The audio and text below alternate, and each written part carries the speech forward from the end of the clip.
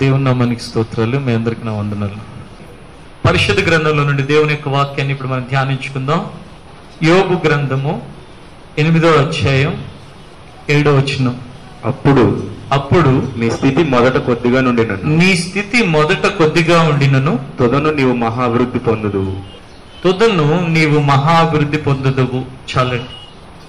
నీ స్థితి ప్రారంభంలో కొద్దిగా ఉన్నప్పటికీ దేవుణ్ణి విశ్వసించి దేవుని అడుగుజాడల్లో వెళుతున్న నీ యొక్క స్థితి ప్రారంభంలో మొదటిగా కొద్దిగా ఉన్నప్పటికీ తొదను అనగా చివరిగా లేక సంవత్సరాలు జరుగుతుండగా, సంవత్సరాలు కొనసాగించబడుతుండగా చెట్టు చివరికి వచ్చేసరికి నీ యొక్క స్థితి మహా అభివృద్ధి చెందుతుంది అని దేవుని యొక్క వాక్యం చెప్తుంది. హల్లెలూయా, హల్లెలూయా.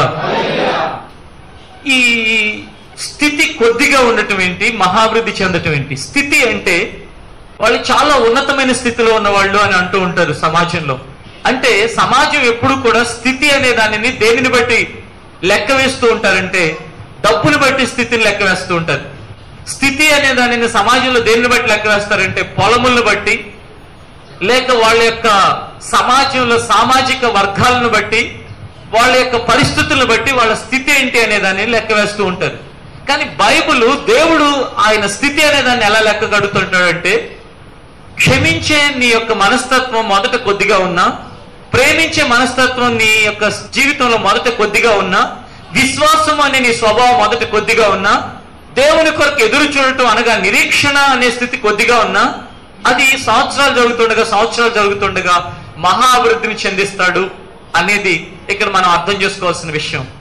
ఒక వ్యక్తి తన జీవితంలో ఈ ఆత్మ సంబంధమైన అనుభవాలలో అభివృద్ధి చెందుతున్న కొలది, ఆత్మ సంబంధమైన అనుభవాలలో అతను వర్ధిల్లుతున్న కొలది, బైబిల్ ఏమని చెబుతుందంటే ఆత్మలో వర్ధిల్లుచున్న ప్రకారం అన్ని విషయాల్లో వర్ధిల్లి సౌఖ్యంగా ఉండని ఇక్కడ చెప్పడం జరిగింది. చూడండి, యోహాను రాసిన 3వ పత్రిక 2వ వచనం. ప్రియుడా, నీ ఆత్మ వర్ధిల్లుచున్న ప్రకారం నీవు అన్ని విషయముల్లోనూ వర్ధిల్లుచు సౌఖ్యముగా ఉండవలనని ప్రార్థించుచున్నాను. చాలా ఆత్మలో వర్ధిల్లి అన్ని విషయాల్లోనూ వర్ధిల్లుచు సౌఖ్యంగా ఉండవలనని ప్రార్థిస్తున్నాను అని చెప్తున్నాడు అపోస్తలుడైన యోహాను. అంటే ఆత్మలో ఒక వ్యక్తి వర్ధిల్లిన కొలది, లేక వృద్ధి చెందిన కొలది, అభివృద్ధి చెందిన కొలది, మహాభివృద్ధి చెందిన కొలది అతడు అన్ని విషయాల్లోనూ మహాభివృద్ధి చెందే వ్యక్తిగా ఉంటాడనేది దేవుని యొక్క ఉద్దేశం. అందుకే మొదట నువ్వు కొద్దిగా ఉన్నప్పటికీ, ఎందుకంటే శత్రువు సాతాను ఎప్పుడు మనిషి జీవితాన్ని ఏ విధంగా మోసం చేస్తూ ఉంటాడంటే, నువ్వు దేవునికి పనికిరావు, లేక నువ్వు దేవుడు నిన్ను అంగీకరించట్లేదు, నువ్వు సరిగా ఉండలేకపోతున్నావు, దేవుళ్ళు నువ్వు సరిగా జీవించలేకపోతున్నావు, నీ యొక్క జీవితం సరిగా లేదు కనుక నువ్వు దేవుడికి ఇష్టడు కాదు అని చెప్తూ ఉంటాడు. కొన్నిసార్లు సాతాను చెబుతూ ఉంటాడు, లేక సాతాను మనుషుల ద్వారా మన జీవితంలో సాతాను చెబుతూ ఉంటాడు. అంటే ఏంటంటే మనలోనే ఒక ఆలోచన, మనలోనే ఒక మాట.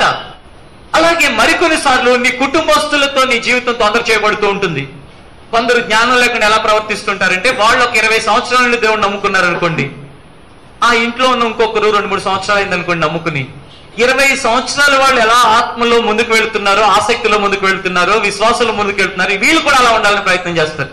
కుదురుతుందా చెప్పండి? చిన్నపిల్లవాడు ఉంటాడు, పాలు తాగుతాడు, పాలు తాగటం అయిపోగానే ఇంకా అన్నం తినే వయసు వచ్చేసింది కదా అని చెప్పి నువ్వు తినే అంత అన్నం పెడితే ఏమవుతాడు? సమాధానం చెప్పండి. చచ్చిపోతాడు. తప్పకుండా హాస్పిటల్కి తీసుకెళ్ళిపోవాల్సి వస్తుంది. అలాగే నువ్వు విశ్వాసంలో కొన్ని సంవత్సరాలుగా, కొన్ని దశాబ్దాలుగా ఉండుండొచ్చు. నీ ఇంటిలో వాళ్ళు, లేక నీ పిల్లలు, లేక నీ భార్య, లేక నీ భర్త ఇప్పుడిప్పుడే దేవుడు నమ్ముకుని ఉండుండొచ్చు. అలాంటి వాళ్ళని మనం విశ్వాసంలో నీ అంత అనుభవంలోకి, నీ విధంగా నువ్వు ఎలా ఉన్నావు అలా ఉండాలి అని ప్రయత్నం చేస్తే అది సాధ్యమే పని కాదు. చివరికి వాళ్ళకి విరక్తి వచ్చి విసుగుదల చెంది ఏం చేస్తారో తెలుసా? వెనక్కి వెళ్ళిపోయే అవకాశం ఉంటుంది. అందుకే ఒక వ్యక్తి తన జీవితంలో గమనించాల్సింది ఏంటంటే, మొదట నువ్వు కొద్దిగా ఉన్నా నిరుత్సాహపడకు. దేవుని విశ్వసించి దేవుని దగ్గరకు వచ్చిన నీ జీవితంలో, నీ విశ్వాసములో, నీ ప్రేమలో, నీ క్షమాగుణంలో, నీ ధైర్యంలో కొద్దిగా ఉన్నప్పటికీ కూడా ఒక ధైర్యంతో ఉండు. మొదట నేను కొద్దిగానే ఉన్నా, చివరికి నేను మహాభివృద్ధి పొందుతాను. హల్లెలూయా, హల్లెలూయా. చిన్నపిల్లవాడు పుట్టి పెరుగుతూ ఉండగా నడవటం నేర్చుకుంటూ ఉంటాడు. నడిచేటప్పుడు అనేక సార్లు క్రింద పడుతూ ఉంటాడు, మరలా తిరిగి లేస్తాడు. అదే రీతిగా ఈ ఆత్మ సంబంధమైన పుట్టుక లేక ఆత్మ సంబంధమైన ఎదుగుదల, ఆత్మ సంబంధమైన అనుభవాలు ఇలాంటివే ఉంటాయి. ఆ మధ్య ఒక వ్యక్తి వచ్చి, అన్న పలానా వాడు మీకు తెలుసా అని అడిగాడు. తెలియదు నాకు అన్నాను. మీరు అతనికి తెలుసంట, చర్చికి వచ్చాడంట, ఒక 2 నెలలు వచ్చాడంట, తిరిగి వెళ్ళిపోయాడంట. అంటే ఎందుకనంటే ఆయన దగ్గర మనం తట్టుకోలేములే, అందుకే నేను వేరే చర్చ్ చూసుకున్నాను అన్నాడంట. అంటే ఏంటి? ఆ వినిన వాక్యము లేక ఆ వినిన దేవుని యొక్క మాటలు, ఆ వినినవి మనం చేయలేమేమో ఇక మన జీవిత కాలంలో, ఇంకా మన వల్ల కాదేమో అనే ఆలోచన, అది తప్పు ఆలోచన. నువ్వు చేయటానికి ఒక సంకల్పం, చేయటానికి ఒక ఆసక్తి, చేయాలి అని ఒక తపన నీ జీవితంలో ఉంటే కనుక మొదట ప్రారంభం నువ్వు కొద్దిగా ఉన్నా సరే. ఇప్పుడు మీ ఎదుటి పాటలు పాడుతూ కనబడుతున్నాడు సహోదరుడు జోసెఫ్. ప్రారంభ దినాల్లో ఎన్నోసార్లు అనేక ఇబ్బందికరంగా, ఆటంకకరంగా, సమస్యగా ఉండేవాడు. సరైన అవగాహన లేక, ఆత్మలో ఎదుగుదల లేక, ఆత్మ సంబంధంగా అతనికి అసలు ఏబిసిడీలే తెలియక, ఆ మొట్టమొదటి అనుభవాలు అర్థం కాక, అలాగనే ఈ రోజున ఒక ప్రయోజనకరమైన వ్యక్తిగా ఉన్నాడు. అతనిలానే ఇంకా అనేక మంది. కనుక మీ యొక్క వ్యక్తిగత జీవితంలో ఈ ఆరాధనలో గమనించాల్సిన విషయం ఏంటంటే, ఇప్పుడు నువ్వు కొద్దిగానే ఉండొచ్చు, కానీ దేవుడు నిన్ను మహాభివృద్ధి చెందిస్తాడు. అనేకులు క్రైస్తవ విశ్వాస జీవితంలో అనేక సర్వేలు చెప్పే సత్యం ఏంటంటే, చేయలేము అని చెప్పి వెనక్కి వెళ్ళిపోయిన వాళ్ళు ఎంతో మంది ఉన్నారు. ముందుకు కొనసాగలేము అని చెప్పి వాళ్ళ జీవితంలో ఆగిపోయిన వాళ్ళు ఉన్నారు. లేక ఒక నామకార్థ క్రైస్తవులుగా మారిపోయిన వాళ్ళు ఉన్నారు. లేక వెనుదిరిగి వెళ్ళిపోయిన వాళ్ళు ఉన్నారు. ఇప్పుడు బైబిల్లో మనం ఒక వ్యక్తిని చూస్తే, ఆ వ్యక్తిని గురించి బైబిల్ ఏమనుందంటే, నేను నిత్య జీవానికి వారసున్న వాళ్ళంటే నేను ఏం చేయాలి అని అడిగాడు యేసు ప్రభు దగ్గరకు వచ్చి. అప్పుడు యేసు ప్రభు అంటున్నాడు, నీ తల్లిదండ్రులను సన్మానించు, ఇవన్నీ చెబుతూ వచ్చాయి, ఇవి నేను బాల్యం నుండి చేస్తున్నానని చెప్పాడు. చెబితే ఆయన అన్నాడు, నీకు ఒకటి కొదువుగా ఉంది, నీ ఆస్తి అంతా మీ పేదలకు ఇవ్వు అన్నాడు. అప్పుడు ఏం చేశాడు? ముఖముని చిన్నబుచ్చుకుని తిరిగి వెళ్ళిపోయాడు. ఉన్నాడా? వెళ్ళిపోయాడు. దేవుడి దగ్గర నుంచి వెళ్ళిపోయాడు. అదే ప్రభు, నాకు మనసు రావట్లేదు ఇవ్వటానికి, నాకేంటో కానీ ఆస్తంతా అమ్మేమంటే అదోలాగా అయిపోతుంది, దాన్ని ఎక్కువగా ప్రేమిస్తున్నాను, నేను ఉంటాను కానీ అమ్ముతాను, మొత్తం మీద చేస్తాను, నువ్వు నాకు ఆ మనసు వచ్చేటట్లుగా కొంచెం సహాయం చేయి, ప్రార్థన చేయని ఉంటే ఎలా ఉండేది? వెనక్కి వెళ్ళిపోయి ఉండేవాడా? బాగుపడేవాడు? తప్పకుండా బాగుపడేవాడు. ఇలాంటిదే ఇంకొకటి జరిగింది బైబిల్లో. ఒక వ్యక్తి తన కుమారుడిని తీసుకొచ్చాడు, అనారోగ్యంతో ఉన్న కుమారుడిని. ప్రభు అంటున్నాడు, నమ్మిక మాత్రం ఉంచు అంటే, ఆ తండ్రి ఏమంటున్నాడు తెలుసా?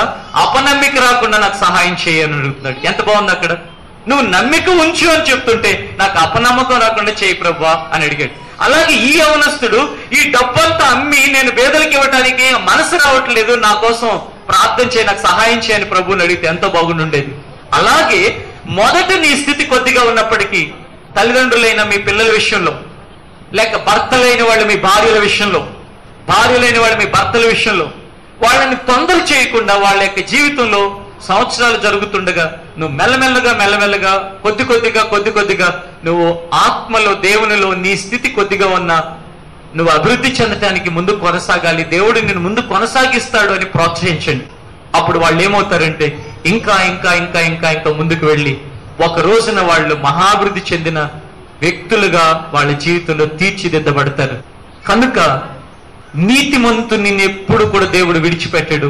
ఆ నీతి అనేది ఎలా వస్తుందంటే, క్రియల మూలముగా మనము నీతిమంతులుగా తీర్చిదిద్దబడాలి అంటే ఇక్కడ ఒక్కరు కూడా నీతిమంతులుగా ఉండం, కానీ ఆయన కృప వలన విశ్వాసమును బట్టి మనం నీతిమంతులుగా ఉంటున్నారు. ఆ విశ్వాసం ఏంటో తెలుసా?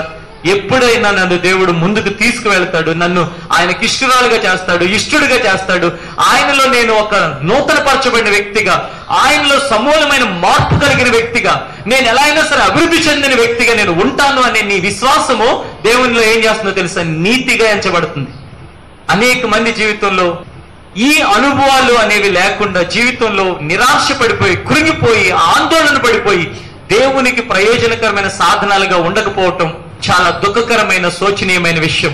అందుకే ఈ ఆరాధన ద్వారా నువ్వు గమనించు, నీ స్థితి ఈ దినాన ఈ సమయంలో కొద్దిగా ఉన్నా, కొంచెం ఎదిగినట్టుగా అనిపిస్తున్నా, రాబోయే కాలంలో అది మహాభివృద్ధి చెందుతుందని దేవుడిచ్చిన ఈ వాగ్దానాన్ని బట్టి, ఎప్పుడైతే నీవు ఆత్మలో అలాగున వృద్ధి చెందుతూ అభివృద్ధిలోకి వెళుతూ ఉంటావో అన్ని విషయాల్లోనూ అభివృద్ధి చెందుతూ ఉంటావు. అన్ని విషయాల్లో అంటే ధనము లేక ఆరోగ్యము లేక శాంతి, సమాధానము, అదేవిధంగా ఈ సమాజంలో నువ్వు ఏ విధంగా, ఈ లోకం ఏ విధంగా ఒక వ్యక్తిని కంఫర్ట్ గా ఉన్నారు అని అనుకుంటుందో ఆ విధంగా అన్ని విషయాల్లో నువ్వు కంఫర్ట్ గా ఉంటావు. కొంతమంది అంటూ ఉంటారు, ఏమంటూ ఉంటారంటే, మేము ఎంతకీ మారట్లేదు కాబట్టి చచ్చిపోవాలనిపిస్తుంది, నేను ఎంతకీ మారలేకపోతున్నాను కాబట్టి నా జీవితం మీద నాకు విరక్తి పడుతుంది, ఇంకా చర్చికి వెళ్ళేందుకు. ఇదంతా ఏంటో తెలుసా? నీ నీతిని తీసుకొచ్చి దేవుని వాక్యానికి అడ్డు పెట్టుకుంటున్నావు. ఈ దినమైనా సరే దాన్ని విడిచిపెట్టేసాయి. నువ్వు ఎప్పుడు ఆలోచించాల్సింది ఏంటంటే, మహాభివృద్ధి చెందటానికి దేవుడు నిన్ను ముందుకు తీసుకువెళ్తున్నాడని. ఈ రోజున నీ స్థితి మొదట కొద్దిగానే ఉన్నప్పటికీ కూడా రాబోయే కాలంలో నువ్వు మహాభివృద్ధి చెందుతావని విశ్వాసము ద్వారా దాన్ని ఎప్పుడు నీ ఆత్మ సంబంధమైన నేత్రాల ఎదుట నీవు ఇదే దృశ్యాన్ని ఉంచుకుంటూ దాన్ని ధ్యానిస్తూ నీ జీవితంలో ముందుకు వెళ్ళు. క్రైస్తవ్యం అంటే ఏంటో తెలుసా? కొన్నిసార్లు కొంతమందికి ఎలా ఉంటుందంటే, ఇది చాలా బరువైనదిగా, అమ్మో దేవుడిలో ఉండడం చాలా కష్టం అండి, దేవుడిని నమ్ముకుని ముందు కొనసాగడం చాలా ఇబ్బంది అండి అంటూ ఉంటారు. ఇబ్బంది లేక కష్టము లేక చాలా చాలా చాలా జాగ్రత్తగా ఉండాలి అంటారు. నిజమే, జాగ్రత్తగా ఉండాలి, కానీ ఇబ్బంది కష్టం మాత్రం కాదు. ఎందుకో తెలుసా? దేవుని యొక్క వాక్యాలన్నీ వాగ్దానాలుగా ఉన్నాయి. ఆ వాగ్దానాలని వాక్యాలని